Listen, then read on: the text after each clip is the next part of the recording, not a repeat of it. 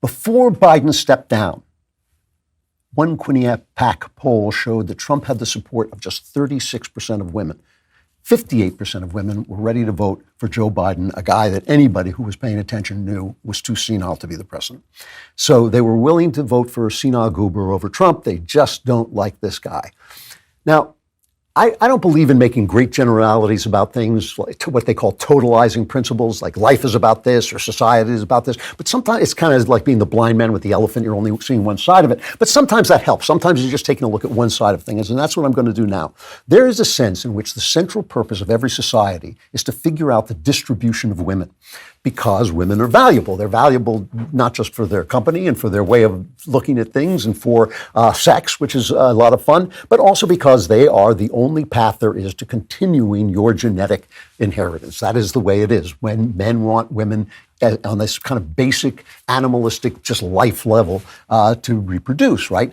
So the most obvious way to distribute women is to give all the women to the strongest man, right? So you get reproduce from the strongest person. That's the way many gorillas, silverbacks live. That one guy gets all the girls. And the problem with that is it sounds like a good idea, but it's unstable because obviously all the other guys finally think to themselves, oh, I know what we'll do. We'll get together and we'll kill the main guy, the alpha guy, and we'll steal the woman. And that's why those governments are unstable. That's how you get Magna Carta, where the aristocrats, the most powerful people, go to the king and say, we want power too. That is kind of the human way of acting out that guerrilla system.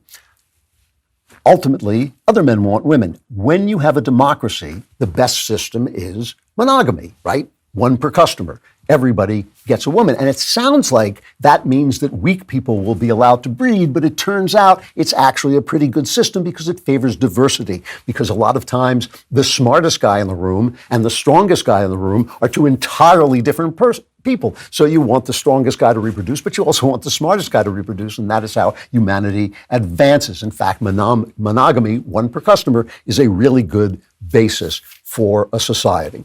However, it goes against the guerrilla code. And the guerrilla code is written into our DNA. We're somehow related. I'm not saying we evolved from gorillas, but we're related to them. We're not that far away from them. The men want lots of women. So the strongest man wants all the women, and the women want the strongest man. That is the way evolution has designed us. So the strong have to take back the women. They want to take back the women from a system that is free. A system that is free is going to be a monogamous system. That's the way that works because it is the best system for freedom. It means everybody gets something, right? All the women get a man, all the men get a woman, as close as we can come to that. The strong want to take women back, and they have to do it because it's a free system. They can't do it by force. They might want to, but they can't. They have to do it by lies. And there are two big lies they want to tell them. One is your husband is a no-goodnik. He's a pain in the ass and he's bossing you around. That's the first lie. And that lie is probably not a lie. It's probably true on some days at least.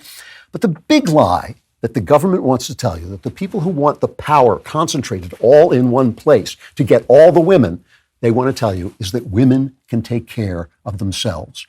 And women hate the idea that they can't take care of themselves, but women cannot take care of themselves. They're smaller, weaker. Men are stronger. Men are mean. They're more aggressive. They will take them over. They'll do it anytime they can, anywhere they can. They will abuse them. They will hurt them. Women have to come up with different strategies for survival than men do, right? Men buff up. They get tough. They study karate. They learn how to fight. Women can do all those things, and there still is going to be a man who can take them down. Women have to find different ways of being safe, and one of those ways is finding a man to protect them.